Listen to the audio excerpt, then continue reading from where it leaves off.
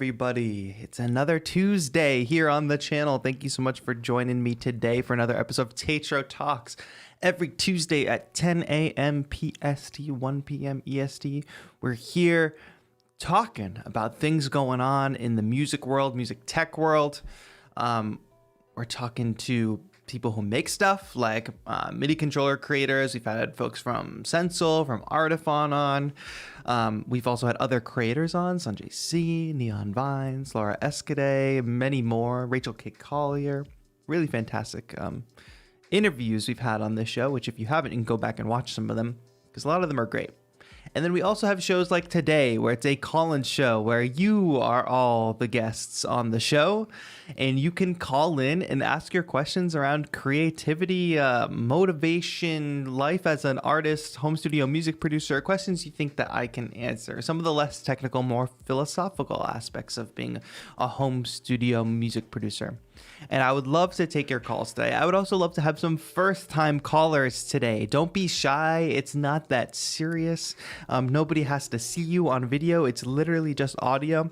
And when you click the Zoom link in chat, it doesn't automatically put you onto a call or anything. It puts you into a waiting room. So even if you have like a little bit of jitters, don't worry too much about it.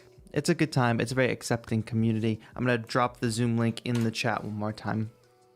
Of course, I'll also take questions from text chat, but I would love to take questions as calls too, so we can get into a conversation. We can get into a little bit of a flow. This show is brought to you by 343 Labs and 343 TV. It's a production of 343 TV, which is daily live streaming music production shows on youtube.com/343labs. There's shows every single day by Ableton-Certified trainers, producers and performers and DJs, artists that have long careers behind them and are now teaching as well as releasing tracks and as well as doing shows when they are actually possible. So make sure you tune into that every single day on youtube.com/343labs. Same time, different show every day. There's Ableton shows, there's techno shows, there's Abe Duque doing the news every Friday. It's so legit. It's dope. So make sure you check out those shows, youtube.com/343labs. If you're not opening it in a new tab right now and hitting subscribe, I don't know what you're doing. I see some of my friends in chat already, so what's going on? Let me scroll up to the top and see who's here. Some members in the chat too. I like to see 30523. Hi. Nice to see you. My dad's in the chat as well. Zen, the first member I see in chat. Zen is watching while working. Hey, awesome. Hope your workday is going well. Falguna is here. My mom is here. Hatali T, hey, what's up? I think I'm saying that right, but you correct me. Beats by Ted, hello. Beisha Rivera, second place winner of the Spitfire Audio TAETRO Labs competition. What's up, champion? Loic, another member, is here. Becky is here. Truly the only one. Taylor Deemer, Clodian, oh boy, I can't say this name. Monorzo. Am I saying it right? Help me out. Sepir, hello. I'm sorry if I get the names wrong. Deshawn, Paulina, Deb is here. What's up, Deb? Of course I remember giving you a shout out. Thomas says my setup is looking nice. Thank you, Thomas. Hi, what's up, Rev Sabes? I'm so glad you could join us. Rev, if you want to call in and chat, I would love to take your call. Samuel Messiah is here, of course. Ayo, Adrian Consta, Dylan T, Ayo. I like that Beisha just said E. I hope I didn't skip some names. Mark Mendoza, I hope I didn't miss you. Thank you all for being here. I'm so excited that you're all here. Y'all got to get into the waiting room. We're going to keep it a tight hour. What's up, JZ? Hey, I know that name. Get into the waiting room. Let's have a good chat. The title of the stream today, I like to kind of be a little bit clickbaity or a little bit trolly. Andre Van Zark, hello. Oh, and make sure you hit the like button. Yes, thank you, Paulina, for reminding us. All right, I wanted to be a little bit trolly today with the title and say, there are no rules in music. And like, what does that even mean? You know what I'm saying? Because I'm getting a lot of people who are getting caught up in the rules. Oh, can I do this? Can I do that? Instead of just doing it. So a lot of people get like this frozen mentality where if they're not doing something the way they think is the right way, then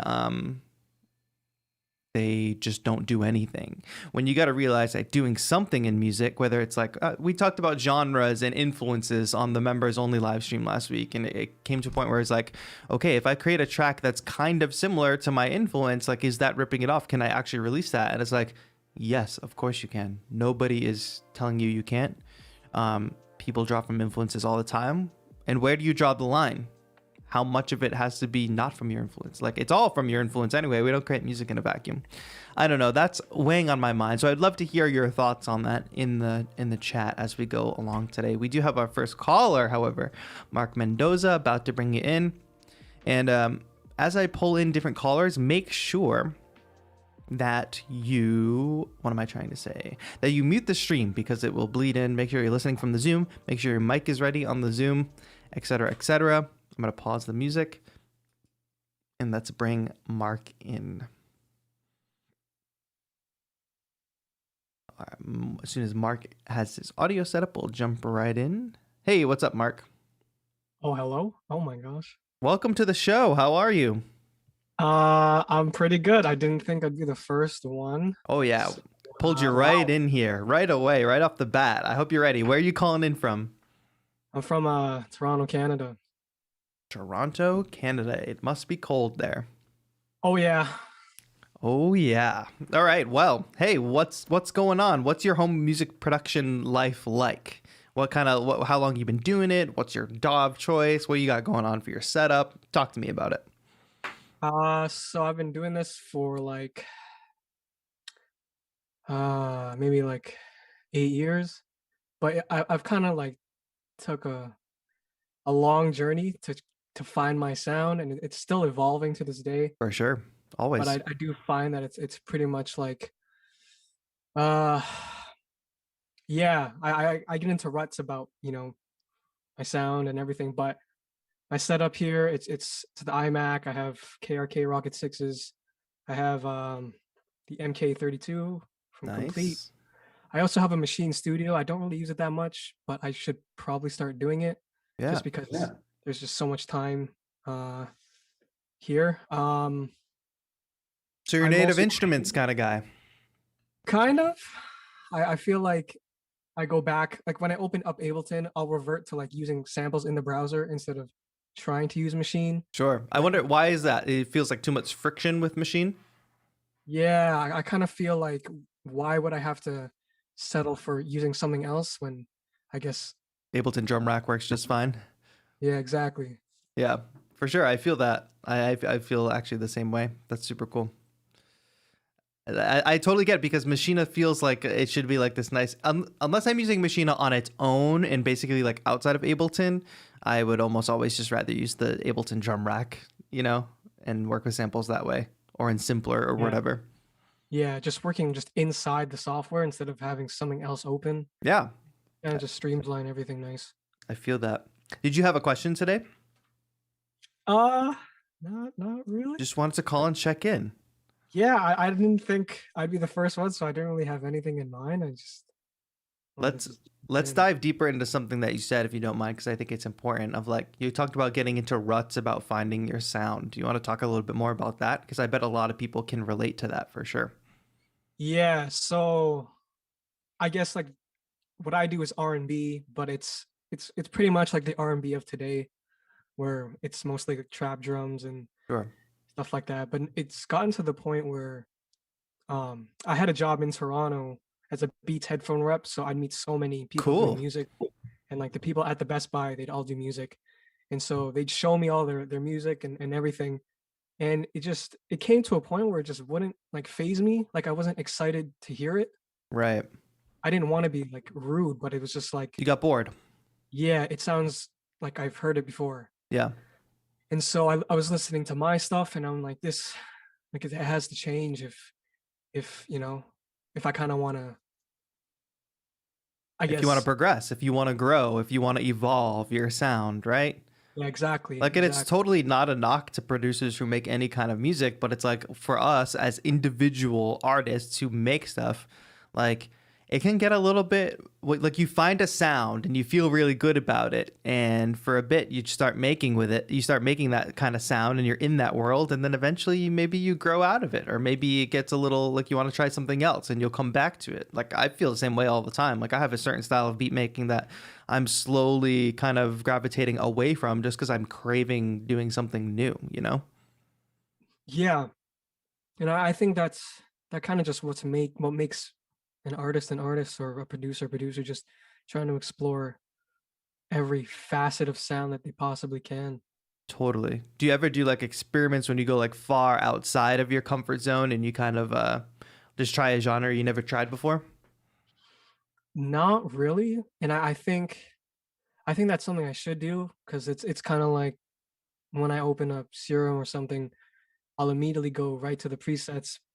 But I always think in the back of my head, I think it would be a good opportunity to try sound design, to try just coming up with something like that's Totally. my own, instead Yeah. of having to search for just a bunch of sample packs on Splice that have presets, right? It'd be better to like to emulate what I hear in my head, way more easier to just do it instead of just trying to look for a solution.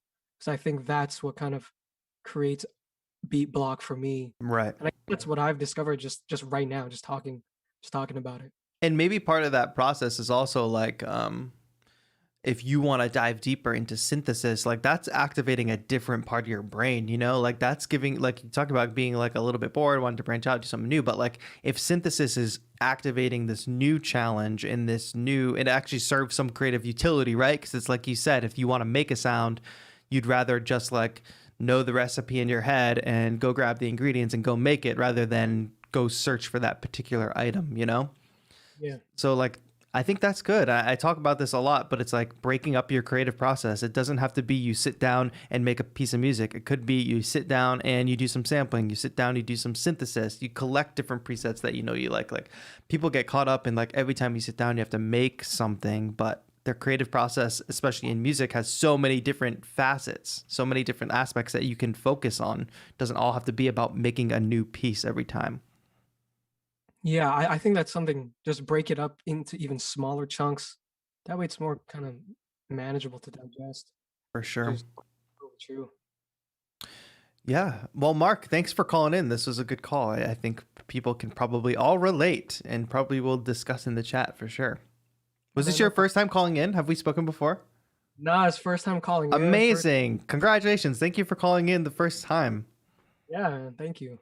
Awesome. I appreciate it. Hope you will call in on a future show as well. I appreciate it, Mark. Have a good one. For sure, man. You too. So that's great. A first timer. Who else will be a first timer today is my question. Who will call in for the first time? Will my chat box work today? Let's see if this refreshes. Hey, Rev Sabes, thank you so much for the super chat. I really appreciate it. Rev Sabes says, appreciate you, bro. Enjoy a choice of drink of choice on me. Thank you, Rev. I really appreciate that. We're going to keep going deeper into the calls. I see a lot of good conversation going on. Peace out, Falguna. Thank you for joining us. Ben C, you didn't miss much, but Ben, if you would like to call in, feel free to use the Zoom link that Nightbot is posting. It says to call into today's show. Click this link. Joseph McCaffrey with the band hammer added that to the Nightbot for us. Your local goose says, yo, how you doing? I'm doing great. Local goose, how are you doing? Andre Von Zark, I use a field recorder to do the gathering of sounds. Same. I love doing that. Paulina says, cool chat layout. Thank you. Appreciate you all. Well, should we take another call, my friends? Should we bring in the man, the myth, the legend, a top 10 producer in the Spitfire Audio Labs competition, the man with the plan himself from the UAE, coming in strong at 14 years of life. Please welcome to the stage, Samuel Messiah. Hello, this is my segment, Samuel Says. Samuel, how does it feel since you've made that huge contest placement and seeing your beat get showcased? Did you gain a few more followers? Did you meet people from the beat making community? Like any impact at all? I would love to know. Yeah, the impact is huge. I got like 20 followers over like 10 minutes or something insane like that. Dude, that's epic. I mean, it probably doesn't sound insane to you, but like, no, it's me, insane that's- in relation of like you and what you do and where you're at in your kind of like journey. It's important. But now what you got to do is not let this moment pass. All those 20 people that followed you, they followed you because your video and your beat was dope. So now you better be working on the next dope beat and the next dope video. You know what I'm saying? sure. Sure. You don't sound convinced, Samuel. I'm still working on stuff, and like I'm discovering vocal layering and like Oh. all that big field. But dude, just document your process. Like you've got a little bit of an audience now, a few people that follow you for your music, you know, like even if it's just like simpler stuff. It doesn't all have to be this big extravagant beat video. It was that for the contest, but for this, could just be like post a story now and then, or like post a like reel of you talking about like vocal layering and then you show it off, you know? Be creative, show your process, activate your audience, because then when you go to put out music, they'll show up for that. That's what it's all about. Yes, agreed. What do we got Bring going me on? in a little early today. I did bring you in a little early. Yes. Well, I feel like I try to save your segments towards the end sometimes. So I feel like let's bring you up early in the day. I think you have a lot of fans in the chat. We need like Joseph emotes, and then we need Samuel emotes as well. We need like the Samuel Says emote. Sure, can add that sometime. Either ways, let's get into the questions. now. Oh, sure. Let's get into it. So since I bought Live 11, I've been so overwhelmed with the amount of tracks I can add, because like before I only had 8 tracks and I had to make the most out of those 8 tracks. Yep. Now I'm like discovering textures and like layering, just a lot of layering. Absolutely. And I heard somewhere, I don't remember where, but I heard that at one point, like you have to stop layering. Like it's too much. Yeah, for sure. No, totally right. How do you know when to stop? You're like a kid in a candy store now. It's like there's so many options and you can add so much. And in a lot of ways, your 8 tracks that you previously had, your limitation was like making you think more critically about the layers that you do add. Every layer had to have a purpose. Now, when you have limitless layers, that doesn't change. Every layer you add has to have a purpose, whether it's like, I've got a melody, but I really want to double that melody with this different sound so it has this different texture. Or whether it's like, I have a bass line, so now I really don't need this other bass line. You know what I'm saying? It's all of those things. So it's about making sure that every single layer, every single instrument, every single part has a purpose. And then you can go through and be subtractive. I'd encourage you to go crazy at the beginning of making a track, but then be subtractive. Take some of your layers, maybe mute some. Do you miss it when it's muted? Was it adding something to the track, or is it something that actually doesn't have a place? Or is it something that like this combination of layers makes a lot of sense, but then take away some of those and make their own section with this combination of layers, and then that makes sense, but combining them doesn't, you know? So it's being subtractive, going back and making sure every single layer has a purpose. If you take it away, do you miss it? Did it even serve a purpose? Take it out if it did not. And then also like just being smart about how you arrange all the layers. Certain layers work well together, certain layers do not. Can they form their own sections where certain things come out, you know? Sure, good advice. Okay, next question. When should I update my Mac OS? Because like I haven't updated yet. Like Never. I don't know when to update because I've heard some bad stuff about some plugins not working. What are you running, Catalina? Yeah. Dude, same. I would honestly, unless some giant press release comes out and says, okay, all clear, everybody, update to Big Sur now, just don't. There's really it's not 100% necessary to upgrade. I can't think of anything that I'm missing from Big Sur. Well, I don't know it, so I can't miss it. But that goes for every Mac update up to in the future. You know, like don't update right away, stay one behind. Usually when the next one comes out, so whatever comes after Big Sur, then it'll be safe to upgrade to Big Sur because all the developers will have caught up. So that's usually when it seems to be like, okay. Rev Sabe says, I'm on Big Sur. Seems okay to me, thankfully. That's good. I just have no interest in having any kind of issues. My laptop is working fine now. I don't need to upgrade. So just keep an eye out for the big press releases. Look at the major brands and see what comes out. But I stay one behind all the time, at all times. Okay. I had another facepalm moment a few days ago. Tell me about it. I discovered there's something called a user library. Yes, bro. Yeah, have you even been paying attention to my live streams? Like I pull from the user library like almost exclusively. Yeah, I used to save my stuff in like an external file on my desktop. Well, that's fine too, because you can add that folder to the Live's browser. Yeah, well, that's what I did before. Oh, got it. So yeah, instead you could now just put it in the user library, especially for devices and stuff. Convenient. It's way more convenient for sure. Tu Wang, thank you for the super chat. Question. Yes. Oh, sorry. Another question. Go for it. Why is everyone like into Vital these days? I don't get what the hype's about. Well, it's free, isn't it? And I don't know much about it either. I know John Selway did a stream with it on Saturday. But it's free, right? Yeah. That's why. That says it. I mean, it must be pretty good if like John Selway's rocking with it, but something being free always like generates a hype. If something is free and quality, it will most certainly blow up because everybody will start using it. And you know, like you see people in my chat, you see people in my comments all the time, like, is this free? Do you know anything that I can get for free? Like everybody's like obsessed with getting stuff for free. So that's why, guaranteed. Yeah, free plugins. People love them. I don't blame them question. either. Oh yeah. No, I'm still working with free stuff other than my 2 Elements plugins. Good. And like a trumpet plugin, everything else is free. That's great. Okay, next thing. I don't know if I should buy. Now, I already asked this question during one of Daltric's streams, but like, I don't know if I should buy a Rolly Blocks or like a Rolly Lightpad block or a 49 key MIDI controller. What did Daltric say? She said it depends on my needs. So what are your needs? I mean, I'm comfortable playing on the like digital piano outside. It's just the hassle of moving the MacBook back and forth. Just really annoying.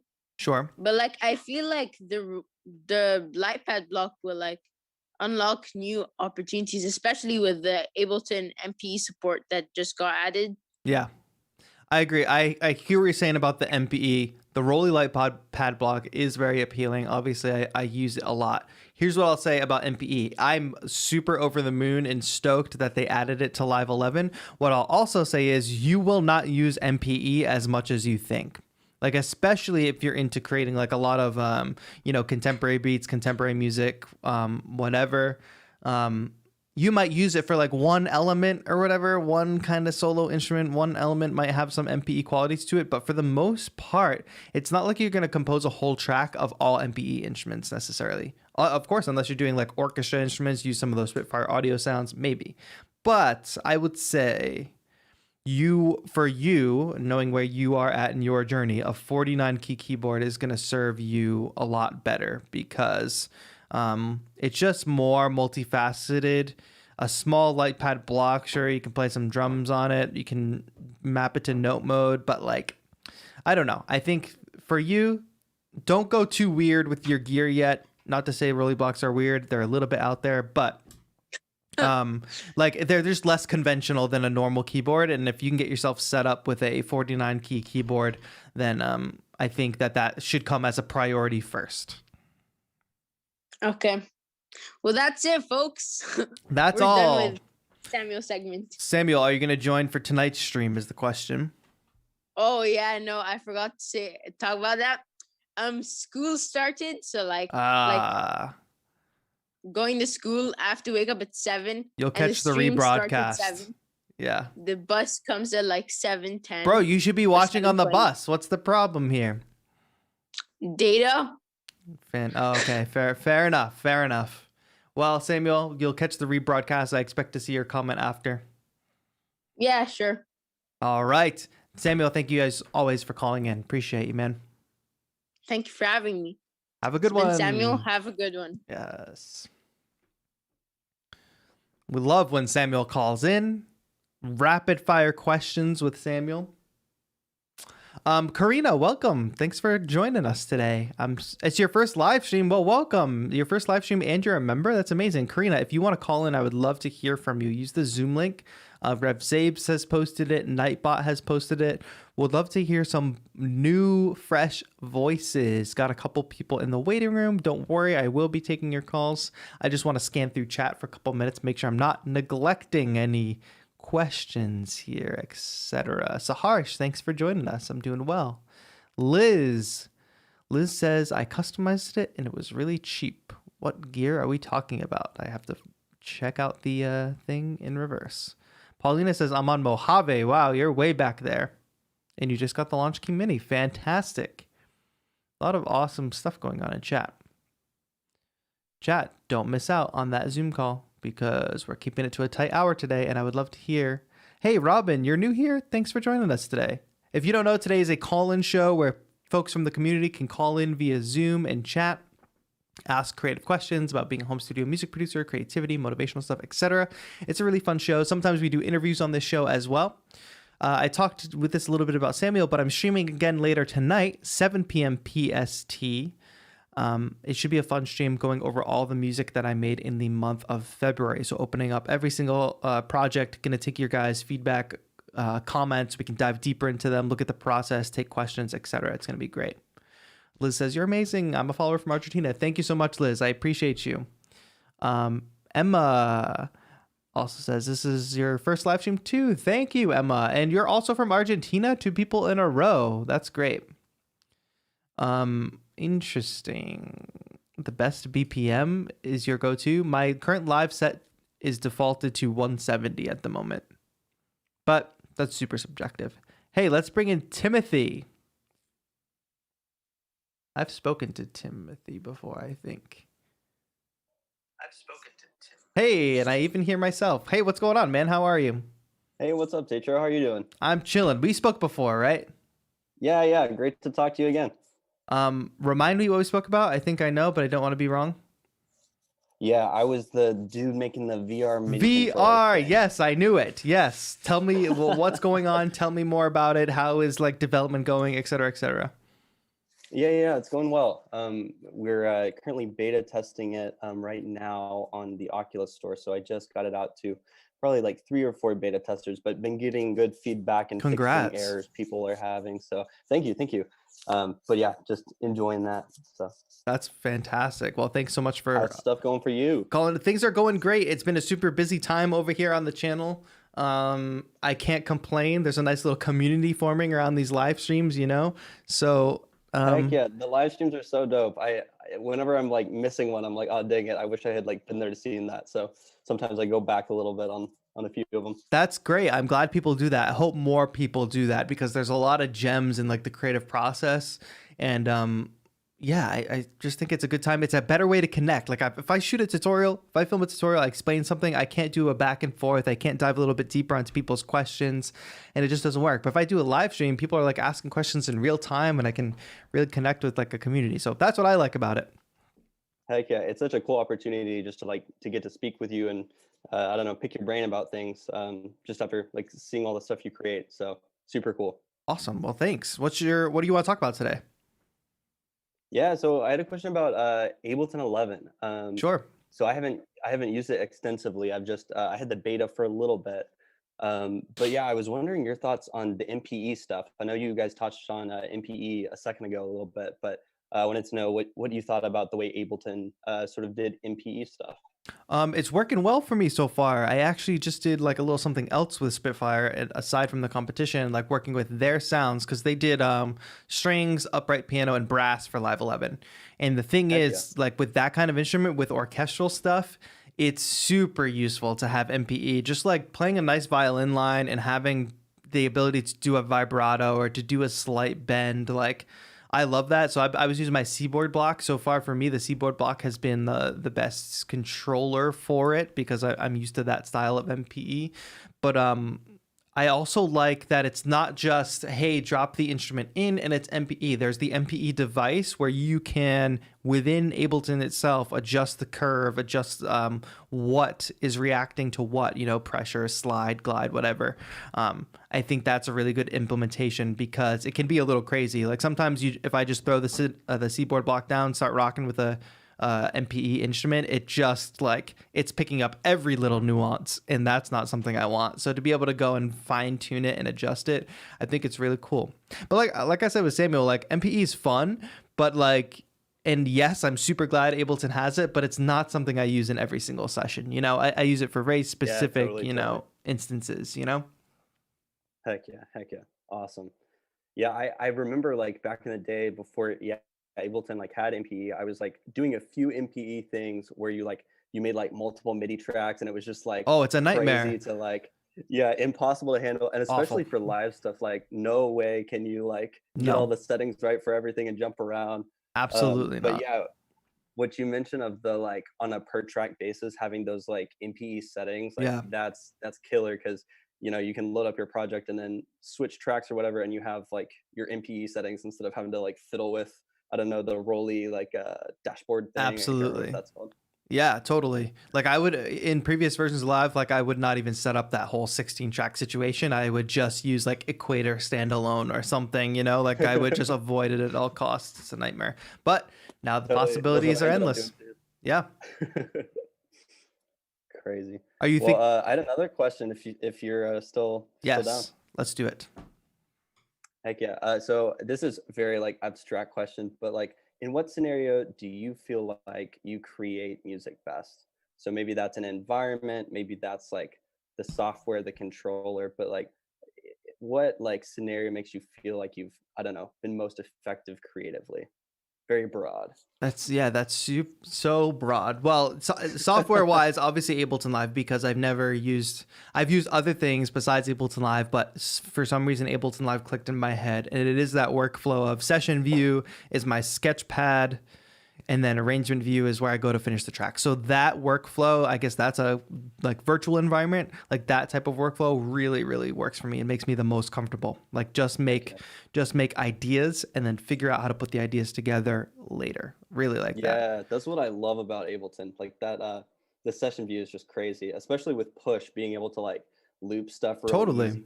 Yeah, and that's just a flow. I end up in this flow state and doing that. In terms of physical environment, it's so weird. I've almost made it so that I think I base my whole thing around where I am doesn't matter. The tech that I use is not limited by the space that I'm in, I love portable MIDI controllers. I love if it's Bluetooth, even better, because then it's wireless. I use a laptop. I don't use a big desktop. So I create on my couch. I create in my bed. I create here at my desk. I create in my kitchen. I create in the van when we did a road trip. Heck yeah. So I think that that's important, but I also think that making my space, no matter where, I pay attention to, I don't want to say interior design, because I think that that's a little too elevated as to what I do, but it's having this studio vibe with cool neon lights and surrounded by things that inspire me, and dude, I love your lighting. vibe. It's so cool. Yeah, and that is very visually cool. I am thinking about it as okay, I'm a YouTuber, I'm a streamer, whatever. I want it to look cool, but I'm also thinking about, do I want to walk into my studio and do I feel inspired when I walk into my studio, and do I feel inspired to create? But it's the same thing for my bedroom. My bedroom doesn't look like this with all crazy and neon, but it's clean and all white and kind of just more soft than in here. And same with the living room. We have things around in the living room, plants, a nice comfortable couch, a nice things on the shelves that bring us joy, So yeah. It's that. It's paying close attention to your space and making sure you're in an inspiring space, and then having tech that allows you to create no matter where you are. I've always felt a little bit nomadic, and I think that is my a lot of people get super into hardware, big synths, drum machines, whatever. And sure, I love that stuff. You won't really see me use a lot of that big stuff because it's I don't want to be tied to a certain place. Even being tied to a wall outlet feels limiting to me. Yeah. you Totally. know? So like the tech wise, it's built around, can go anywhere, can do anything, but the spaces that I'm in constantly, or the spaces that I go to, say if I'm in the van, I want my environment to always be somewhat inspiring, you know? Heck yeah. Heck yeah. That's what it's all about for me. So cool. Yeah, I definitely like I haven't been like too like intense on like my environment, but I love the portability kind of stuff. Just like you're saying, be able to go anywhere and like just make that space like I don't know, the space doesn't necessarily matter when you Yeah. go anywhere, but just be creative where you are. Yeah, So because some I think people, that's it's dope. so based on like, oh, my studio is like all rigged like this, and it's rigged so perfectly, and the speakers are here, and the desk is here, and all the gear is if I unplug this, it's all routed to this. You're so constrained by that. But maybe some people love Yeah. that. Maybe some people like that's totally fine if you do love that. For me, it's I just grew up as a bedroom producer. Like I grew up like setting a mic up in my closet at my parents in my childhood bedroom, you know, like Heck yeah. so I just became and I've always worked on laptops, so I never became precious about space. So I've always had a home studio. I mean, I'm lucky to have a separate room, but if I didn't have a separate room, my bedroom would be my studio, and my bedroom still kind of is a studio. My bedroom is basically Studio B in my apartment, you know? Heck yeah. Heck yeah. Yeah, I think it's important. Environment is definitely important. Being able to go anywhere, you just taking away all friction. Can you create anywhere? If you just had your laptop, could you go make something dope?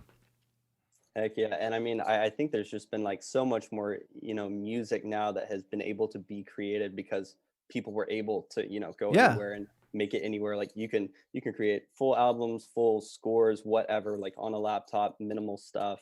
And I think that's super dope. And I love seeing that like through your creativity, that's sort of something that like you're putting out into the world. Like, hey guys, like look, you can create amazing stuff with very minimal setup. And Yeah. I think that's dope. And I used to like work with kids that not everybody had like a laptop or whatever, but like we spent a lot of time focusing on iOS, iPad, your phone, like the fact that you have GarageBand. Yeah. Like I used to show kids like this video of, you know, Steve Lacy from the internet, like of him producing a track like on his phone with GarageBand. I'm like, there's no reason that everybody in the world with an iPhone can't do this.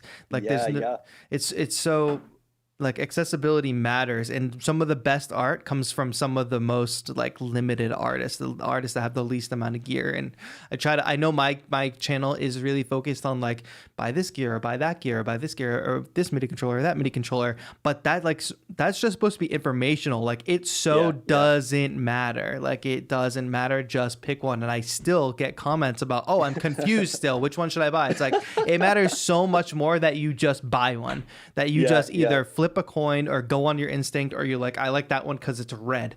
Like it doesn't matter. Just go and start making stuff. Like the gear doesn't matter. I feel like I feel like error that's happened for me just in my life of making music is that I don't know, I feel like I dive too deep into some things, right? So like whether it's somebody diving into gear or for me, I feel like I dove so much into like production and like trying to learn how to do like so many different things, like so like trying to do it perfectly, right? Yeah. But I feel like that can also kill creativity too, because I'm not focused on creating. I'm like focused on EQing this one little thing that's like barely there, you know? So I don't know. And that's totally why like splitting up the creative process for yourself is important too. Like I found like in my, first of all, I've kind of how do I say, like automated my like mixing on the fly process, where I've got my basic audio processing rack. So like if I need to quickly pull lows out of something or boost some lows, I can do that in like 4 seconds. But then other than that, like adding a little reverb, dealing with the compressor, other than that, sound design, mixing, like really fine tuning the mix, I absolve myself of ever even thinking about that until I get to like an actual arranged mix, you know, because like it's so easy when you're the sole person working on your project, like you're everything. You are the writer, you're the composer, you're the mix engineer, you're the mastering engineer, and it can be really easy to try to do all those things at once. But if you split yourself up and you were 4 different people, you would just compose the track, then you would just arrange the track, then you would pass it to the person who's going to mix it. And you know, so you have to split up responsibilities as if you're 4 or 5 different people, for sure. Yeah, that's really smart. I guess it like helps preserve the flow of one of those responsibilities. So if it's creativity, you're preserving the flow of that by focusing on that, not Yes. on sound design. Yeah, and accepting like, okay, this sounds not perfectly mixed right now, but that's okay. I'm not dealing with it right now. I will deal with it Yeah. later. I'm not ignoring it. I'm not forgetting about it. I'm going to do it later, you know? Heck yeah. Heck yeah. Wise words. Thanks, Tim, for calling in. I know I said we would connect over Instagram, but then I like launched this competition where people were No like worries. tagging me on Instagram. So like my DMs just got like destroyed. So No worries at all. No worries at all. I really appreciate your advice last time too. That literally, like, it was actually very influential for me, and that moment, like, it influenced a lot of the decisions I've made after. So thank you for that. Fantastic. I really appreciate it. that's great to hear. And I want to hear more about the project as it progresses and as you're doing your beta testing. So like, please keep me informed and like keep calling in and keep writing because I want to hear more about it. Heck yeah, we'll do. Well, thank you for having me on the call, and thanks for your awesome community. Thank you so much, Tim. Have a good one. You too. All right, my friends, the waiting room has filled up quite a bit during that last call, so I guess you all enjoyed it. But hey, I saw that we just don't spam tongue on, but I appreciate you. Like if I'm on a call with somebody, I'm not gonna like yell yo, but like yo. How's that? I know your messages got deleted because of spam. Just don't spam the chat, but I will give you what you want because I think it's funny. Dana Scott, thank you. Dana Scott, how do I know that name? Scott. Interesting. All right. Well, there's a bunch of people in this waiting room. I'm just going to roll through these calls. I appreciate you all. Let's keep going. Rev Sabes, let's get you in here.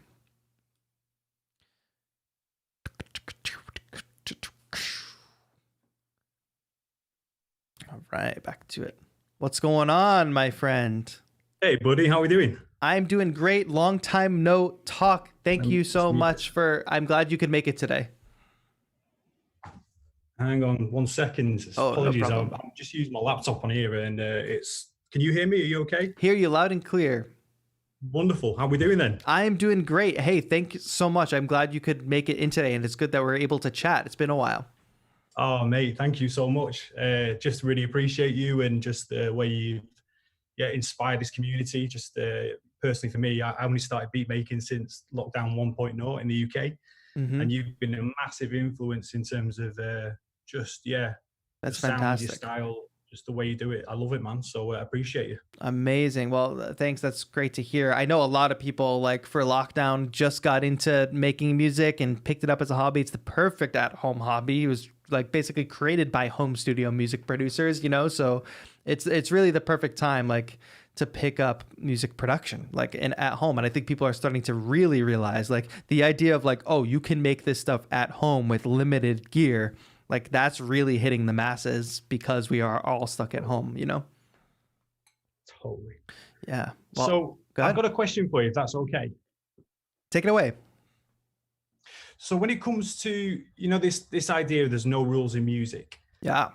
how do you silence the inner critic within you that would say, oh, it shouldn't sound like that, or that's not good enough, or everyone else's stuff is better, or do you know that kind of inner thing within you sometimes? So I'm trying to like branch out using samples rather than just go down I'm a singer-songwriter, so it's kind of going down the keyboard route or the guitar route, trying to like chop up samples and different things like that. I just wondered if you had any advice or just that way of being able to silence the inner critic.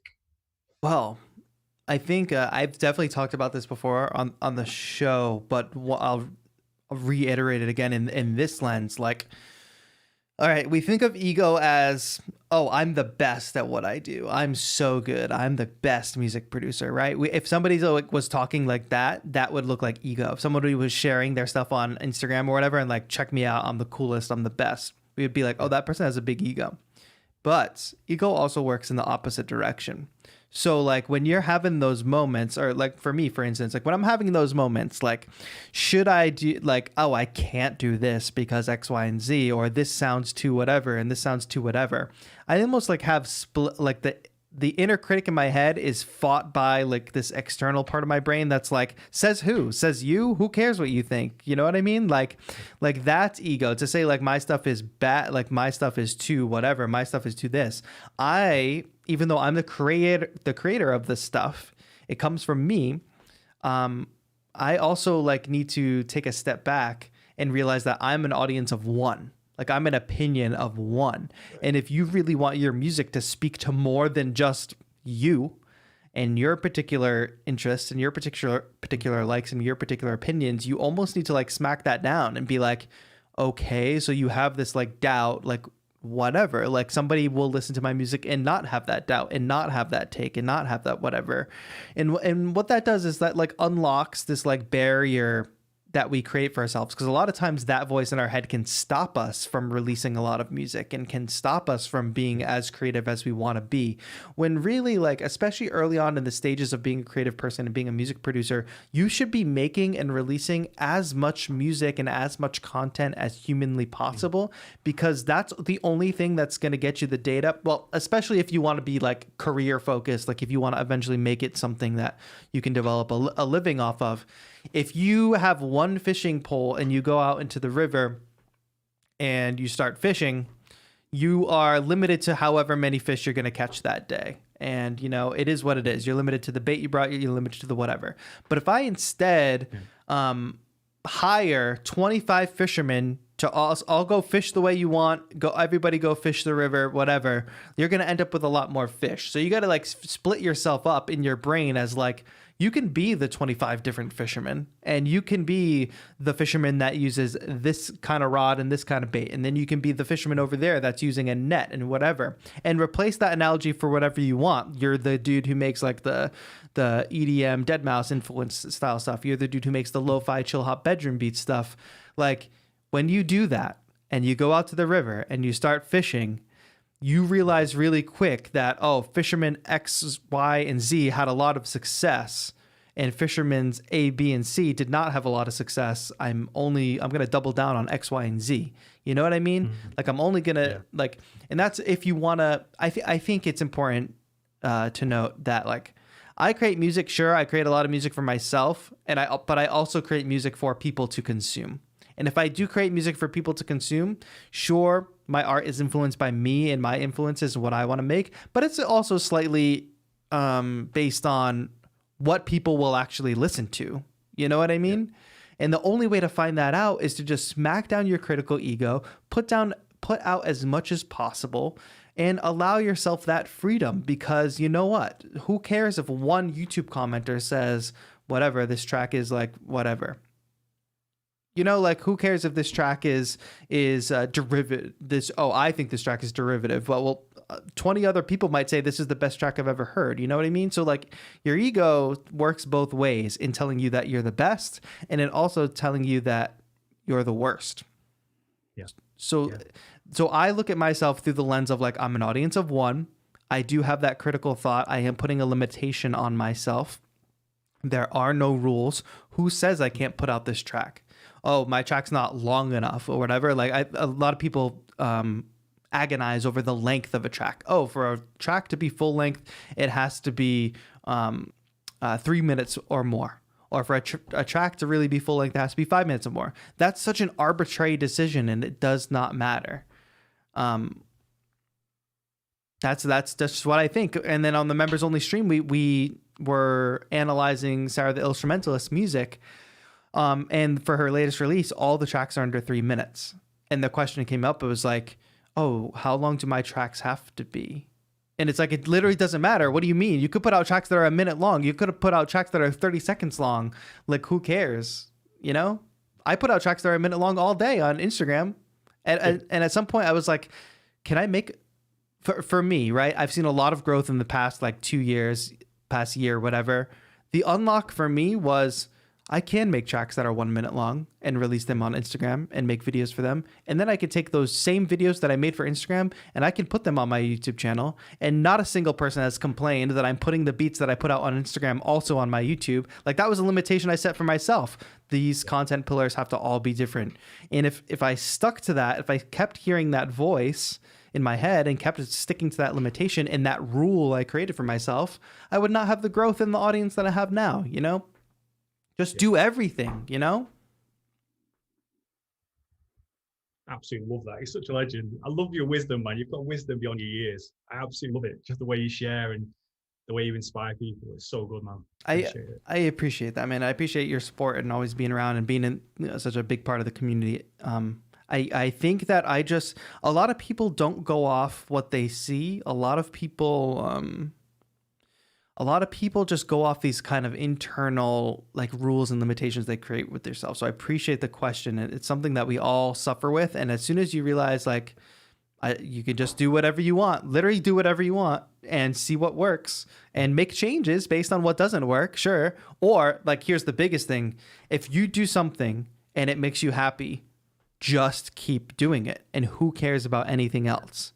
If you do something and your happiness is, maybe in relation to like how many people you reach or like how many people will actually hear your music or what type of impact you're having, be a little bit more critical and try lots of things, see what works, double down on what works, and just don't keep doing what doesn't work. You know, like it's all about just making sure you have a North Star and making sure you're moving towards that North Star at all times.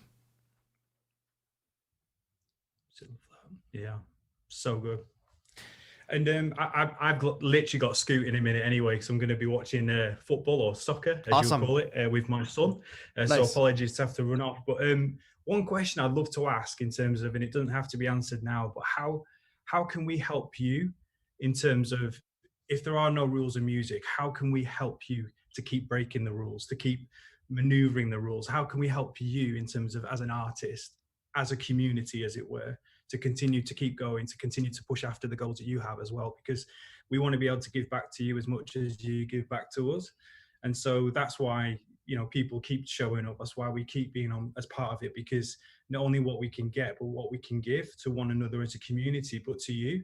So we want to see you absolutely firing on full cylinders. We want to see you, you know, really sort of breaking in to new sort of territory. So I'd love to, if there's any ways that we could help you, please do let us know, because I know that would be on that. And I know the stuff like signing up and getting on Discord and being a member. But if there's anything else that we can really support you in, please do let us know, because I know that we've got you back, and many of us will be there for you. So, dude, saying just the dollars. Yeah, that's so funny. And it's actually like the total like opposite. Like obviously I appreciate everybody that becomes a member, and like that is the deepest way to join the community, because what I'm hyper focused on is like, so I recently just hit 131,000 subscribers, which is crazy. But like, as much as that number keeps growing and as much as that number sounds like a lot, I want to find out who are the 1,000 of those people. Like everybody who's in this chat right now that shows up to all the live streams, shows up to whatever. I want to know, who are those 1,000 people that will show up to everything that I do? Like who are you all? Who are the diehard people? And it's funny, like it's great that this is a conversation around rules, because it's not just in music, it's in YouTube too.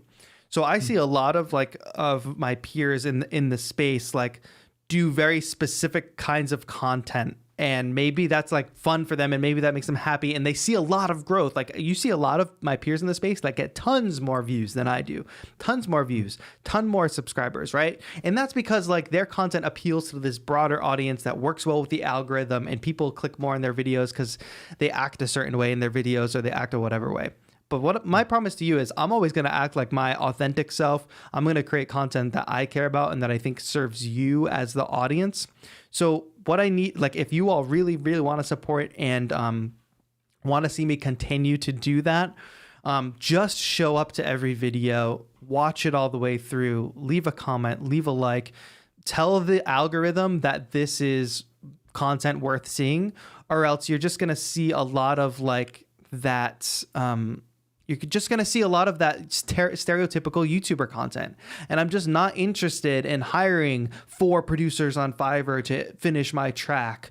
Or like, I'm not interested in like the easiest way to do this. I'm not interested in doing like a setup video or I made this fire beat before this epic produce. Like, I'm just so not interested in that. And no shade to the other folks that do that kind of stuff. Maybe they really do enjoy it, but to me, I don't care about that stuff. Like there's some content creators I show up and I watch, and they're like, from the minute you open the video, they're laughing, they're smiling, they're like, what's going on, everybody? Today we're gonna do this, and I can't believe how fire this beat is, and oh my God, this gear is so crazy, check it out. Like, we're gonna dive in, let's get it. Like, you know, like those creators, that might be their authentic personality. So that's why I'm saying I'm not throwing shade, but I'm willing to bet that for most of them, that's not their authentic personality, first of all. And second of all, that's definitely not my authentic personality. Like for you all that show up and like see my content and see just like how I talk, my demeanor, my whatever, it's very just like,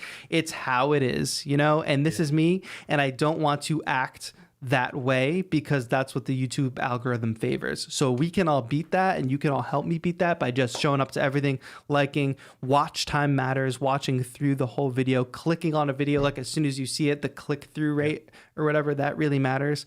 And all that just helps snowball so more people see the content, more people consume all that stuff. I appreciate that. That's a really great question. Thank you for asking that. Oh, mate, no problem. I'm sorry for taking so much time as well. No worries at all. I've got to scoot with my son, but thank you so much. It's great to be part of the community. Thank you. Big shout out to the community. So I'll just love learning from you all, and especially on the Discord. There's just so much I've learned from people, not only just in music, but just in life as well. And so I appreciate that. And thanks for being a great host. And we'll continue to cheer you on, continue to help you push boundaries. And yeah, believe there's so much more for you to come. So that's why we go after it. So bless you, bro. Thank you, man. I appreciate it. Enjoy the game. Give a shout to the sun for me too. Thank you. Come on, Blackpool. That's what you need to say. Come on, Blackpool. I don't know what that means, but yes. See you later, bro. See you, man. Thanks so much. Great call. Listen, we have a few people in the waiting room. I want to keep taking calls because I want to get through them. I said I was going to do a tight hour, but I will make sure. There are 3 people in the waiting room currently. We got Robin, Falguna, and your local Goose. And that is the order I'm going to take the calls in. Thank you with peace and love. Calls are closed for the moment. So let's continue on. Let's keep rolling through these calls. Go Blackpool. Hi, Robin. How's it going? Hey. Hello. Hi. Good to hear from you. Where are you calling in from? I'm calling from New York. From New York. You sound a little far away. Is there any way you can get a little closer to your mic? Oh, yeah, I'll turn up the gain. Is this any better? Slightly, yes. Calling from New York. Well, welcome to the show. Thank you for calling in. What's your question today? All right, I was wondering about like workflow and stuff. So I've been trying to finish a song every week. This is the first week I'm doing it, and I'm hoping that it does something. Good. But I currently have 2 days left before this like self-imposed goal is done, and I'm about 2/3 done. And you know, I have school and everything. Totally. And I'm just wondering how to like fit more work into a smaller period of time with like music and stuff. Absolutely. I think it's a couple things that I think of. First of all, make sure you're setting an achievable goal, because it might be the case that you need a week and a half. Like a week is such an arbitrary thing, right? 7 days, whatever. I know that fits nicely on our calendars and in our brains as like a week is a week because it's a cycle. But there's nothing wrong with maybe you need 8 days to finish a track because of the flow of your week. Maybe you need 10 days to finish a track. So like be mindful of like the achievableness of that goal. But hey, shout out to you for like setting a limitation on yourself. Okay, a week I'm going to finish, because that's the flip side to it. I think with goals like these, I mean, you can literally do whatever you want. That's the thing. You're setting parameters for yourself. But if you did set that goal of 1 week, a lot of times what happens with setting goals like that is we do move the goalpost. And I do think if you're going to continue to do that going forward, you should figure out what a comfortable, achievable goalpost is, because that's what's going to keep you going with it. If it's miserable, if doing it in 7 days is miserable, you're not going to keep up with that. However, with this first 7 days, if you only have 2 days left, what you need to do, if you're not going to move the goalpost and you're going to stick to the 7 days, is finish. Like whatever you can get done at the end of that 7 days, it's done. Doesn't matter if you think it needs 3 more mix checks. Doesn't matter if you think you needed to tweak this synth to whatever. Doesn't matter if there's one final thing you wish you had done. If at the end of the 7 days, whatever you have done, the best you could have done in those 7 days, call it done and just be done. And then for the next 7 days, move on to the next one. Because what's ultimately going to happen is you can spend an infinite amount of time on a track. You could, if I told you you had 30 days to make a track, you would get to day 28, 29 and still have stuff that you feel like you couldn't get done, because that's just what we do as humans. We're given a timeline, we're given a limitation. I know for me, and I think this is true for a lot of creators, I'm like number one procrastinator. So it doesn't matter if you give me 7 days to do something, doesn't matter if you give me 30 days to do something, I'm going to do it in the last day before it's due. I'm going to do it in the last 2 days before it's due. That's just how I work. But like a lot of humans work like that, and we'll take all the time that we are given to work on something. So you finish the track in the 7 days, no matter what state it's in. What's finished is finished, and that's what you could achieve in those 7 days. For the next 7 days, you're not allowed to go back to that track. You're going to start a new track. You're going to take the learnings of what you learned in the previous 7 days. Oh, maybe I spent a little too much time on this. Maybe I spent a little too much time tweaking the drums. At the end, I didn't really have enough time for like a proper final mix and master. So I'm going to make sure that I take time away from this that I spent too much time on and add it back onto time to this. That is the only way. That's the limitation. And the challenge you're giving yourself of doing a track in 7 days is very similar to the Beattober challenge that a lot of us took part in October, in doing a beat video every single day. A beat video can look like a lot of things, but in my approach to that, the beat video had to be something I could make every single day. So it's not like I had so first of all, I have the studio that I walk into. I press record on that camera. I press record on that camera. I make the beat. It's a super achievable. So I knew that I could do that. Oh, it's going to be a 1 minute beat video. So it's not like I'm making a 5 minute long jam or something. So that's another like thing. And then at the end of the day, does it need to be a perfect mix and master? No, it just needs to get out at the end of the day and people will still love it and it'll sound pretty good. And through that process, instead of agonizing over making a beat video, I'm going to release one beat video a week. I would take the whole week to make it. Whereas I just did the challenge in October, I know I can make one in a day and have it out and be ready to do it again tomorrow, you know? So stay in the parameters of your challenge, but also make sure that it's not self-defeating and that the goalpost is accurate for yourself. Does that make sense? Yeah, certainly. So like to summarize, like it's really just about those two things. Like either figure out that there's something constraining you from doing it in 7 days and that's just too uncomfortable and that you think in 3 weeks you're going to give up because it was too uncomfortable, or realize that you can get done what you can get done in 7 days and just call it a day, move on to the next 7 days. Because you know what? At the end of the day, this beat that you make for these 7 days is not the last beat you're going to make. You can make 100 more beats, like how many weeks are there in a year? 52 weeks in a year, right? For the next year, if you did it, you'll have 52 beats. And beat number 52 is going to be way better than beat number 1, but you never get to beat number 52 if you're stuck tweaking beat number 1. You just have to keep working and keep pushing through that process. And being in that limitation is the best way to do that for sure. Interesting. Yeah, because I was expecting myself to just like, you know, get hung up on like this one distortion thing or this one like reverb parameter, and because that's what usually happens. It happens to all of I us just for spend, sure. like, a day just like tweaking this one horrible like thing that's probably not going to end up in the final version anyway. Yeah, but here, like what you just said is so important, because when you go to make next week's beat, you're not going to do that because you just learned that lesson. Oh, I just spent hours tweaking this one thing that didn't even end up in the track. So when you go to work on next week's beat, you're not spending any time doing that. So now you have time to do other more important things in your workflow. You know what I mean? So that's not a failure. That's the success of this limitation that you put on yourself for sure. And you're in week 1, you know? Yeah. You got this. And then, you know, the next call-in show, I want you to call in and update us on it. I really want you to, like, I think if you really view it that way, like you're learning something every single week, you're only accountable to yourself. Who really cares? Nobody's going to admonish you if you don't accomplish it. But working within those parameters, you will learn so much more. I learned so much more about my sound, my workflow, my whatever, when I had to make a beat video every single day, because I realized what I could actually do. You got this. Yeah, I'll do that. For sure. Keep in touch, Robin. We would love to hear more about your progress. Thank you so much for calling in. Yeah, thank you. Have a good one. Yeah, see ya. That's a good one. That's a good one. Yes, the limitations. It's so important, my friends, because if you're going to give yourself a limitation like that and it's an achievable goal for you, I think like just getting done what you can get done in those parameters. Don't like, if you've made the decision at the outset that it is a sustainable goal, don't move the goalpost. At the beginning, I said, maybe move the goalpost, but that's the thing you decide before you enter into a challenge. Once you enter into the challenge, stick to it. Just get done what you get done. Is the thing you do in 7 days going to be as good as the thing you could have done in 30 days? Probably, because you'll just take as much time as you need in the level of, what am I trying to say?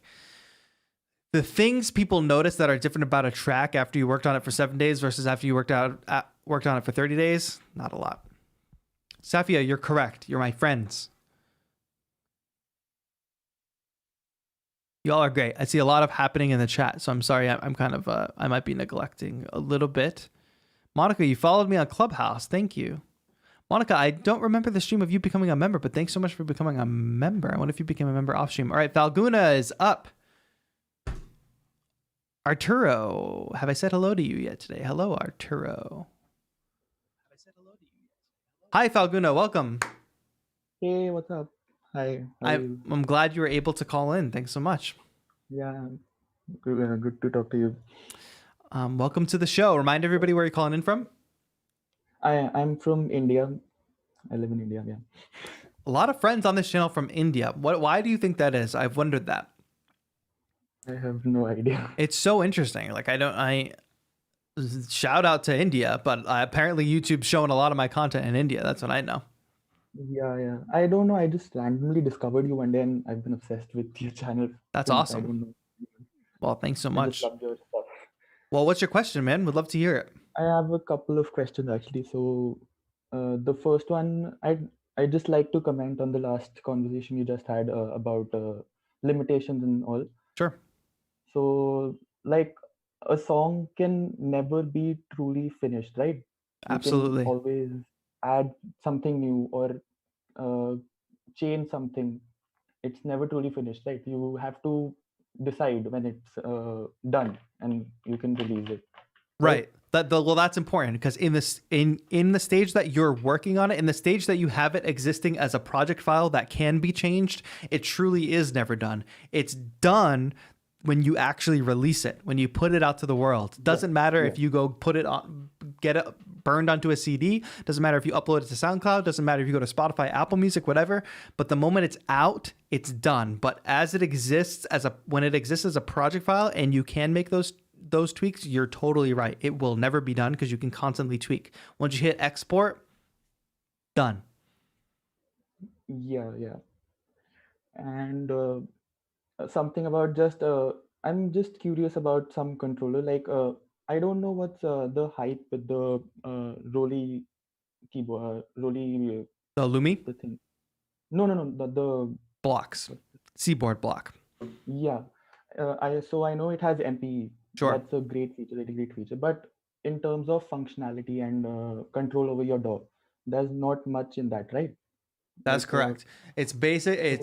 So Seaboard block, really, its big claim to fame is MPE. But yeah. not every controller has to do everything, I think a lot of people get caught up in like, why would people buy this? Whatever. Like, this is a specific, like, targeted thing. This is really for those of you who want to dive into like the MPE world and maybe want to change. But for me, controllerism, and I am just like a weird case on this because I have a YouTube channel and people send me controllers for free. I got Seaboard block free. I get like pretty much all the gear that you see for free. I'm very fortunate. But my obsession with controllerism is whatever tool you pick up, you'll create something different based on that tool. If I'm working with the Seaboard block, I am working differently. I'm probably more inclined to use more MPE instruments. It's Bluetooth, so that gives me a little more accessibility, no wires. The way I can bounce off these pads if I'm playing drums, the way I can add vibrato if I'm playing a certain instrument. I'll use it that way. It's only 24 keys, so I'm not going to play the same thing that I would play if I was using a full 61 key keyboard. So working within that limitation gives me a specific workflow, whatever. So that's my thing. Like, not every controller has to be everything. Some controllers give a have a specific use and will influence the way you make things, and it's how you take that influence that will you know, I don't think people need to have like even more than one MIDI controller or 2 MIDI controllers, but like if you wanted an MPE Yeah, controller, like you should get it. I only have a single one. I use an Alisys keyboard. You've probably seen it in my videos. Yeah, the one with the 4 pads, right? Yeah. Yeah, and I think that that's totally fine. But I think that there are uses for like other style controllers, but something with pads, keys, and knobs, enough for most Yeah, you people. get more control over your DAW, right?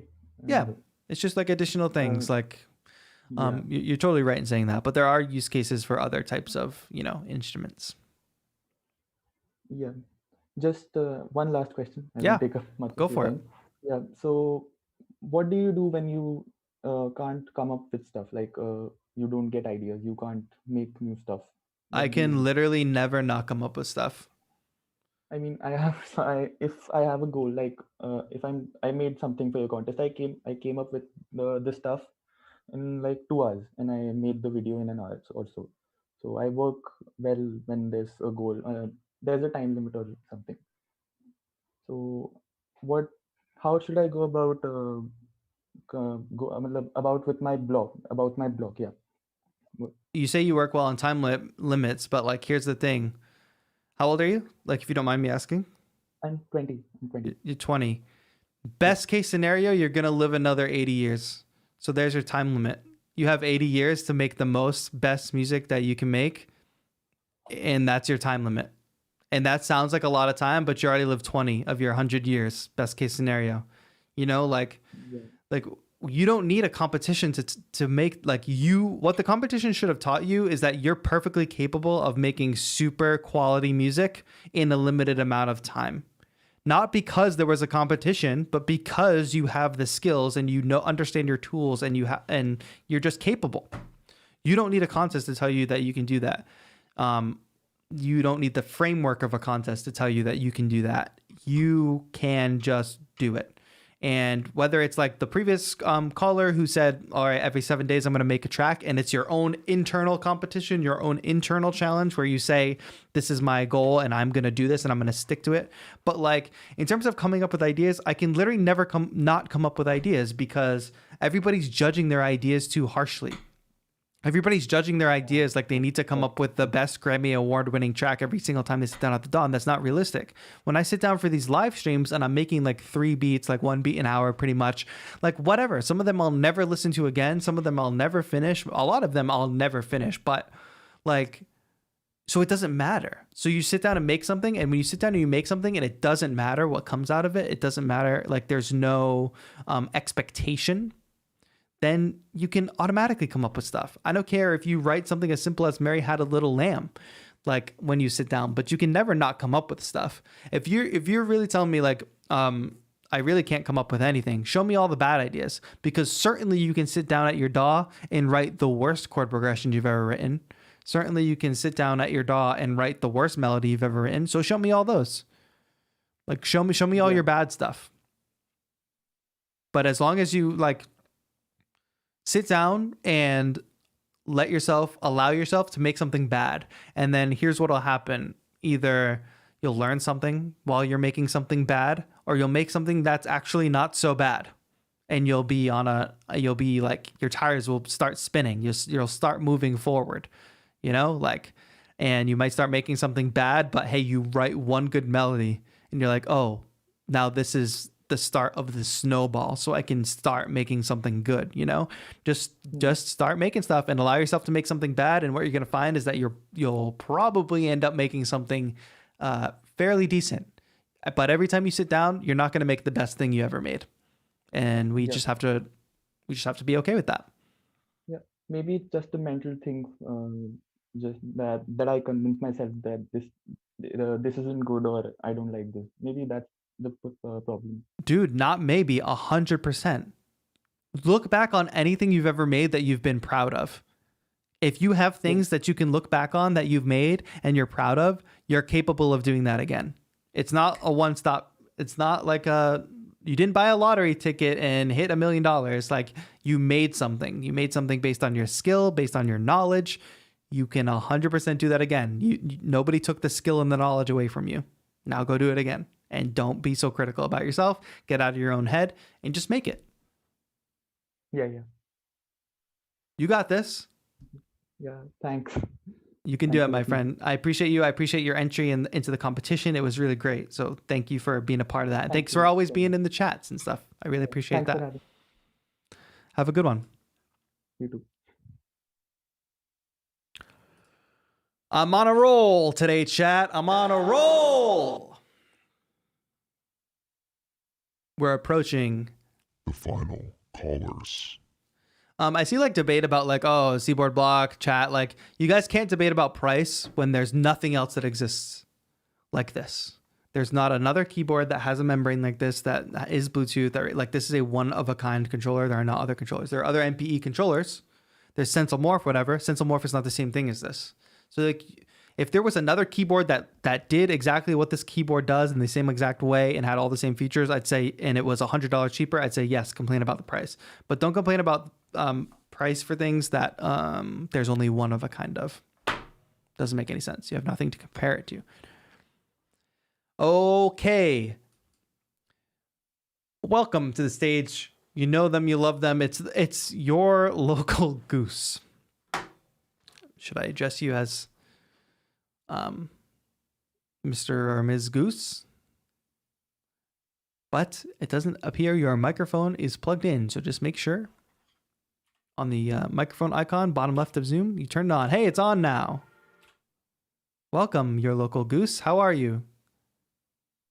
Hi, I'm all right, thank you. How are you?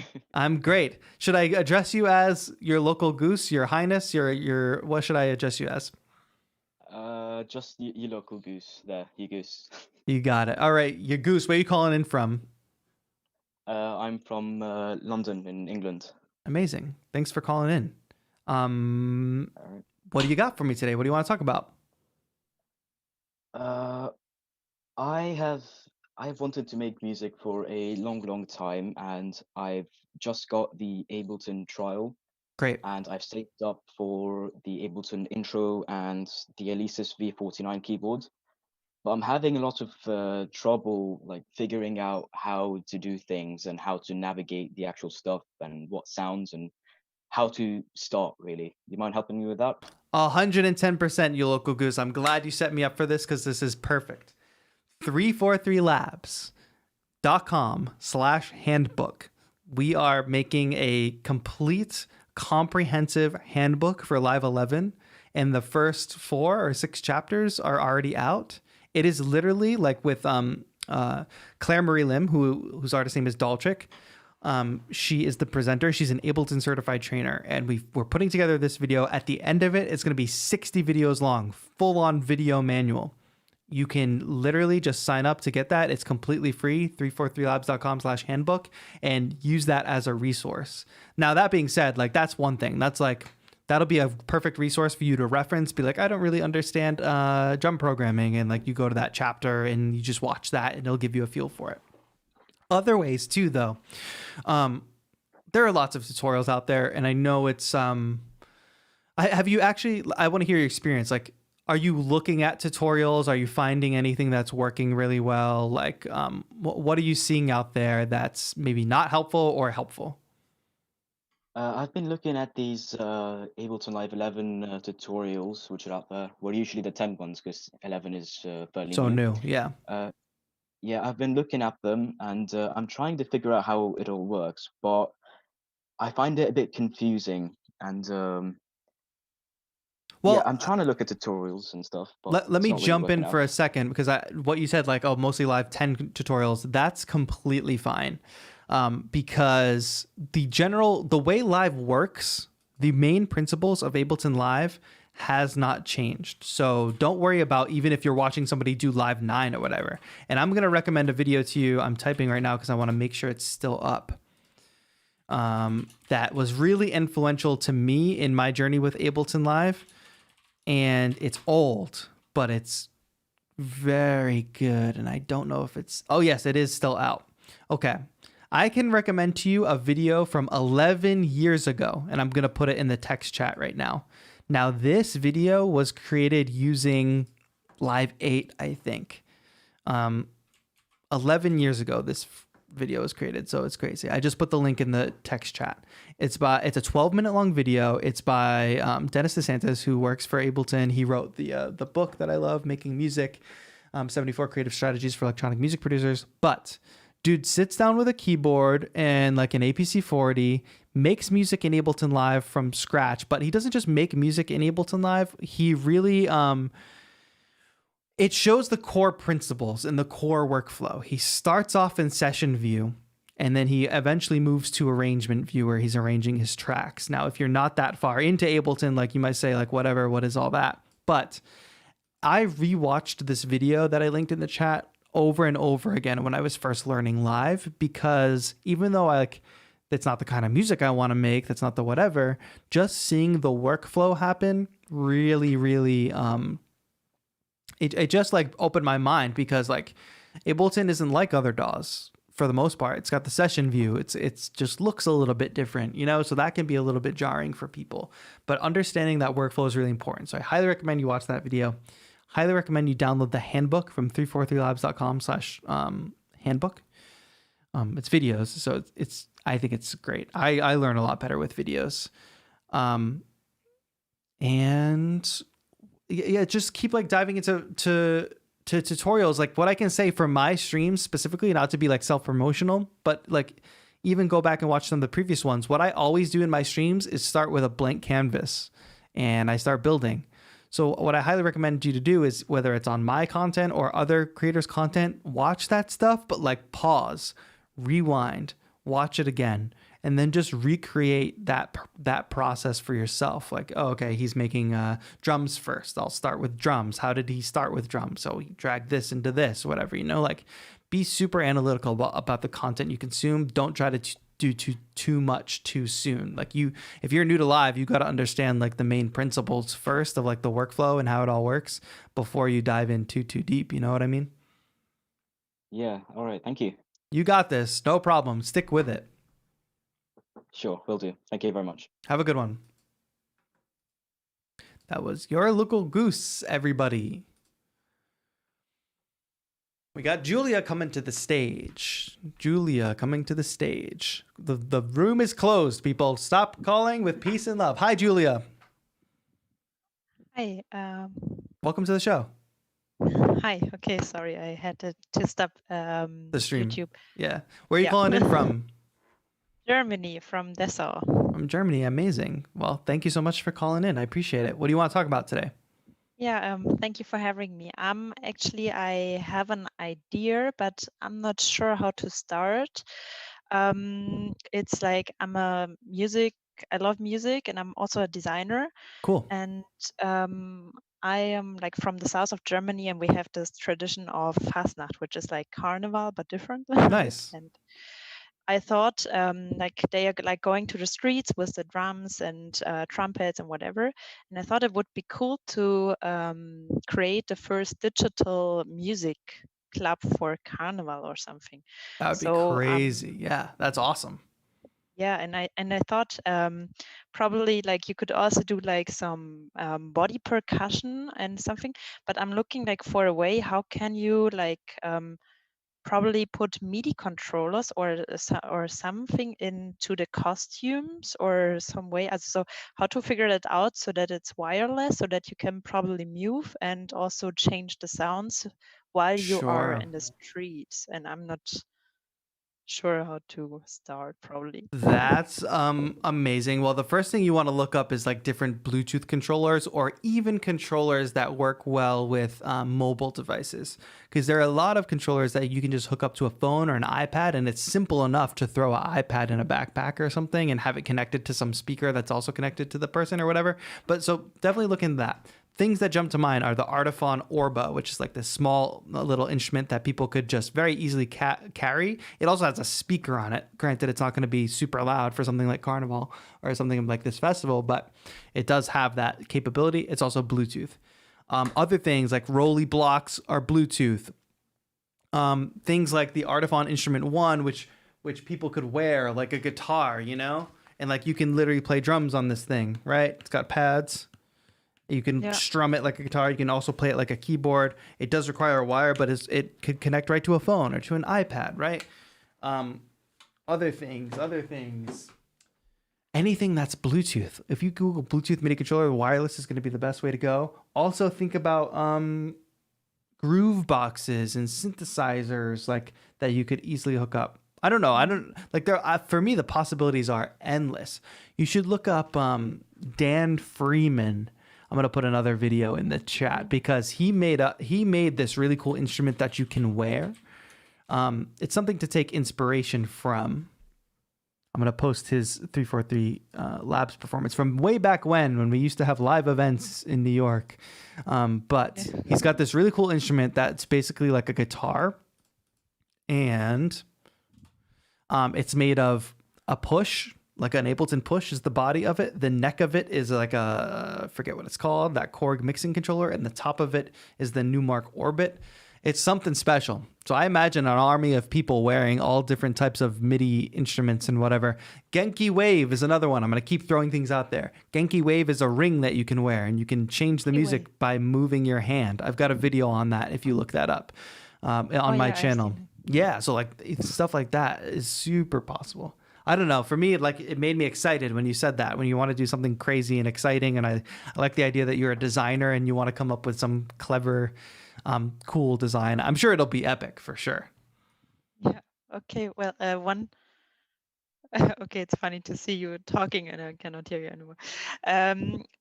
Is there something like small, like even just lines? I mean, I joined an Arduino workshop once, but this is like quite complicated, but which you can really sew into the costume probably. Interesting. I don't know too much about that. I'm sure you've heard of the Mew Mew gloves that Imogen Heap is always wearing. There's like certain gloves that you can use. Sew into the costume though, it would be tough. You would need something that's sort of like a membrane or sort of like a flat thing. I mean, the smallest, flattest thing I can think of is Stencil Morph. So I can only think of things that you could wear. And then the ring is probably the number one thing as well. I bet you could come up with something cool for sure. I don't know. I don't know off the top of my head things you can sew in though. It'd be like the Arduino stuff, like people that are into that kind of thing. I don't know anything about that world, but I'm sure that that is the rabbit hole you want to dive into for this kind of thing, like programming your own thing, whether it's like wires or like heat sensitive or motion sensitive, things like that. People do a lot with like this like camera stuff, like Xbox, like the Xbox camera, I forget what it's called. People do stuff with that. So it's a motion. So nothing's attached to you. It's just like your motion or whatever. I don't know. This is a rabbit hole I don't know much about, but I hope I could have at least inspired a couple of ideas. Yeah, well, you did. And one last question. Sure. Probably, sorry, No problem. I feel like I'm blocking everything. How is it with the power supply? I mean, the wireless is quite nice, but when you have this kind of, I don't know, you're walking through the street, it's sometimes going like crazy hours, and yes, I think it wouldn't last that long. So how to manage that probably? A lot of things, a lot of the devices I use can actually be powered by USB. And I think that could be crucial for you. So like this, I'm holding it. I know you can see you're listening on a different platform, but watching the stream still. This is like a little power brick, and I'm sure there's probably one smaller than this. But imagine that like every creator has one of these, and when their device gets low on battery, it's just plugged right into this, and this is attached somehow. It's in somebody's pocket or whatever, or it's just constantly attached to this. Every creator has like a couple of these. They're ready to go. I don't know. That's where my mind drops to. Like portable power is super easy. I mean, it's right up my alley because I love the things that are portable. I love the things that are wireless. And I'm constantly searching ways. Like even my Microfique, my synth that's like over there, that can be USB powered too. Like it's crazy. So look up like things that can be USB powered that are also like Bluetooth. You know, that's what you want. That's actually great. Yeah. Yeah. Okay, well, thank you. And yeah, Yeah, keep us good updated. work. Would love to hear what you end up coming up with. So like, please keep us updated, too. call into a future show, all that good stuff. Thank you so much. Thank you as well. Have a Bye. good one. The last call. With peace and love, all future calls will be thrown in the bin. This is our last call of the day on Up Anthony. We got this. Watch out with latency using Bluetooth. None of the Bluetooth controllers I have any latency. Have any perceivable latency, I'll say. I don't think that's actually an issue for most Bluetooth controllers. And Up Anthony, you had your chance. I'm bringing you in. Jay, so glad you can make it for the end of the show. I got on a few good rants, Jay. I think you'll enjoy rewinding back. But we also have a stream tonight, folks. Don't forget. And Up Anthony, I'm going to give you 5 more seconds before I move on and we close out the show.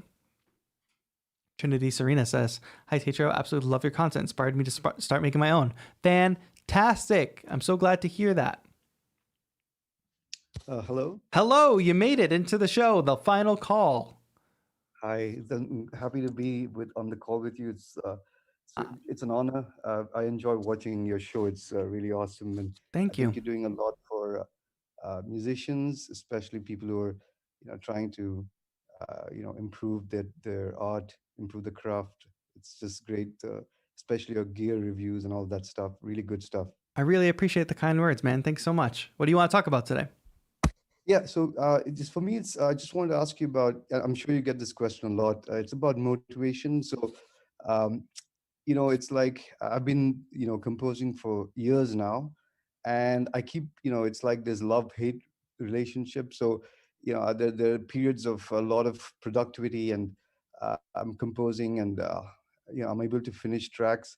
And then after that, I get frustrated because I put a lot of effort into the tracks, and then how do you it feels like a drop in the ocean, like your music, there's nobody listening to it, and there's no way to get it out there because marketing is really hard, and then you just lose motivation, and then after a while, just because you like doing it, you come back to it, and and then there's a burst of productivity, and then you get a lot of tracks. So I have a SoundCloud page with a lot of music, and it just keeps going into this kind of a cycle of producing tracks and then giving up and producing tracks. Yeah, you just feel it's kind of pointless after a while. So I mean, the question is kind of how do you deal with something like that, or is there like no answer to that? You just do it because you love making music even if nobody's listening. Do you have any thoughts on that? Well, I think that the last thing that you just said is kind of like this fairy tale answer that like a lot of people tend to give. And I think there's some truth to it, right? Top of the funnel. You make music because you love making music. For me, same thing. I love music because I love making music for whatever reason. I was born and I was drawn to instruments and I was drawn to just being creative that way as an outlet. It's the thing that I found that I was willing to dive deep on and willing to put in the work to do, to get better at, to whatever. We all have that thing, whether it's music, whether it's basketball, whether it's sketching, whatever it is. So we grab onto that thing. That's the top of the funnel. If I didn't have a YouTube channel, if I didn't put music out to the world at all, if nobody ever heard of me, I would still be making music. So if that's true for you, reset and realize that. Now, that being said, it's really important to me that people hear my music, that I have an impact, that people see what I do, that there's some type of not just affirmation, but there's some connection with people. I think art is Sure. my art specifically, my music is made, and my content too, like it's all tied together in this one thing, is Right. tied to people consuming it and having a positive impact on people. So that's really important for me too. Right. So your feelings of not connecting with people and not impacting people and feeling negative feelings about that lack of impact are valid for sure. Right. Now, it doesn't just happen. Like you can't just expect to make art and connect to people and impact people. There are millions upon millions upon millions of people making music, uploading music to SoundCloud. why would Sure. anybody go listen to your music out of anybody else's? Like, what is the shooting star is that somebody randomly finds your page and it's the best music they've ever heard, or it's like one of the best tracks they've ever heard, and they really vibe with it. But that is buying a lottery ticket and hoping to win $10 million. Like that, why? Right. Like, you can't base your happiness off of buying a lottery ticket. Like, maybe you have a job and maybe you work for a living and that's how you make your income. But if you instead said, working is hard, I don't want to do it anymore, I'm going to go to the store every day and buy a lottery ticket, and every time you lose, you get unhappy. Well, that's what you're currently doing with music. You said marketing is hard. What are you doing to market your music? That's a great question. So I was, I have a newsletter which has got about 8 people on it. Respect. So I kind of, I'm trying to grow a newsletter where I send out, it just started with family and friends and started sending out my stuff, and it's grown to a little bit bigger. But and then I recently found out about DistroKid, I think, and Sure. I put some of my tracks on there, and one of them actually got picked up and went into a playlist. So Awesome. but yeah, so I guess I'm doing stuff, but it's just that you're right. You can't. It doesn't work unless you actually put a lot of effort into not just producing the music, but also trying to push it out there. Dude, this is so important. This is why a few people got mad, but like the last competition that we did, it was, you had to make a minute-long piece of music. And I could have said, everybody upload your music to SoundCloud and we'll judge it that way. I instead said, everybody has to make a video, and I'm not only judging the music, I'm judging the video. And the reason I did that is because it's as important as making the music is to you as a musician and an artist. Getting yourself out there and being in front of people and getting heard is just as important, for all the reasons that you're describing, for the fact that you go in these ebbs and flows of motivation or of like feeling down because nobody's consuming it. Well, the reason is because you're not employing any of the main tactics that people use to get heard. Like you said, newsletter. First of all, I have big respect for the newsletter, because that small group of targeted people are like going to be like your diehards. You're going to connect with them directly. You're not beholden to any algorithm. You can connect with them directly. I think that's cool. Keep doing that. DistroKid, that's buying a lottery ticket. I mean, distributing your music is great. Your music should be on all platforms. That's the first step, because if anybody's going to hear it, it's got to be where their ears are. But the playlist thing is like just a lottery. That's a lottery. Like, that's like, oh great, it got picked up. Like, so now even if somebody finds your music through that, best case scenario is they listen to your track and put it in a playlist and maybe listen to it 5 more times. Like, is that the impact you're going for? You want something bigger, right? So absolutely. You gotta just make content. Like, that's why, like, follow the model. Look at what successful musicians are doing. Successful people that connect with people are doing. They're making videos, they're posting pictures, they're documenting their process, they're connecting with a community. Like, these are not steps to be skipped. And you know what? It seems hard. It is hard, but like anything worth doing is hard. And you want to be an artist, you want to be a creative, you want to be a musician. Like, yeah, that's harder than me going down the street and dropping off job applications at some place that they just need bodies to like do whatever. Like, of course I could go do that. That would be a lot easier, but I would be a lot less happy. So right now I'm doing something that's a lot harder with peace and love. Not saying like anybody's job is easy. That's not what I mean. I'm saying going and getting a job that you apply for that way is slightly easier than hopefully building up a community and putting out content, whatever. But like now I'm doing something that's harder, but also makes me happy. Sure. You enjoy what you're doing, and also you're helping out a lot of people. So it's like it works. It's rewarding. Both ways. It works both ways. Yeah. And then that's important to me too. Like that's not everybody's mission, and that's totally fine. But my part of my mission and my like North Star is positive impact on people. So like that, if I can do that, great. That's what makes me happy. If I stopped having that impact, I would be less happy for sure. I would still be a musician. I would still love making music. But if I stopped impacting people, I would be slightly less, I would be having a lot less fun doing it. But that said, just because something is hard doesn't mean it's not fun, doesn't mean it's not fulfilling, doesn't mean it's not whatever. So like if it's hard, it probably means you're doing something right. If it's easy, like setting up your email thread thing and like sending out a bunch of emails to people is probably not that hard. Submitting Right. your music to DistroKid is as easy as swiping your credit card. You know, it's not hard. So until Right. you start doing things that you think are actually a challenge and you think that are hard, you're not going to see growth. So that the way to know you're doing something right is if you start doing something that challenges you. Uploading your music to SoundCloud is not challenging you. Interesting. Okay, I never thought of it like that. Yeah, that makes sense.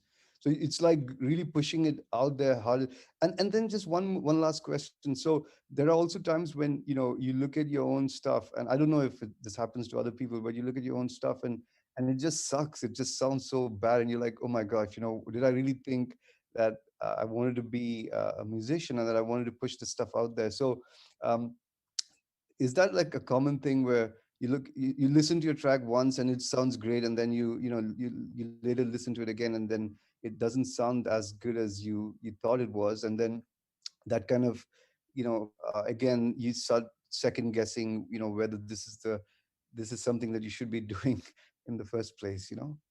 Well, here's the thing, like every single day, if you're continuing to work at your skill and build your skills, every single day that you do that, you're a better creator, a better musician than you were the previous day. So like Right.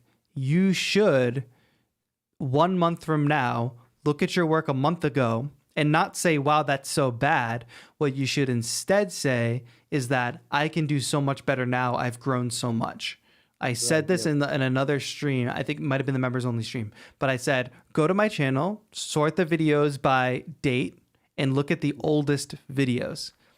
The music is absolutely, like I've had this channel for 5 years. The music is nothing compared to what it is now. The video quality is cringe. The way I talk is different in these videos. But like, if I looked back on that after year one and said, wow, should I really be doing this? Look at all this. It's garbage. I wouldn't be here. I wouldn't be doing this right now. And that applies to your music too. Like, that's why like not stopping is important. Like keep moving, like you're making progress, but when you're in it, when you're in the trenches, it's hard to see that progress. But go under and go do it for a month, 2 months, 3 months, and then tell me after 3 months that your work is not better than it was when you started. And that's not a bad thing because that's going to continue to happen. At the same time, like Makes a lot of sense. Yeah. I want to make sure I'm really clear on the marketing thing. Like, I'm not telling you go make an Instagram and start spamming people to listen to your music.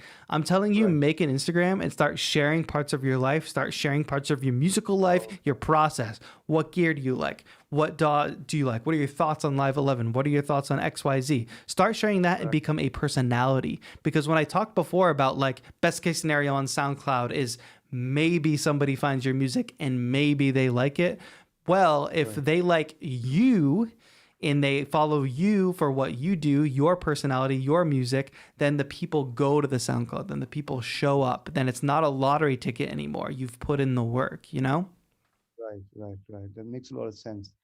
That's amazing. I mean, thank you so much. It's just the answer as well as just being able to talk about it really helps, and appreciate the time and all the stuff that you're doing for the community. Thank you so much. I appreciate you, man. Keep us posted, stay connected so we can all keep up and support, you know?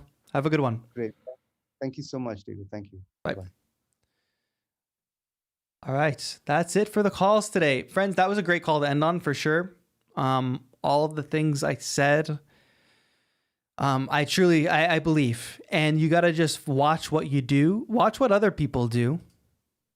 And don't act like you're doing things in a vacuum. There are tons of electronic musicians, music producers crushing it.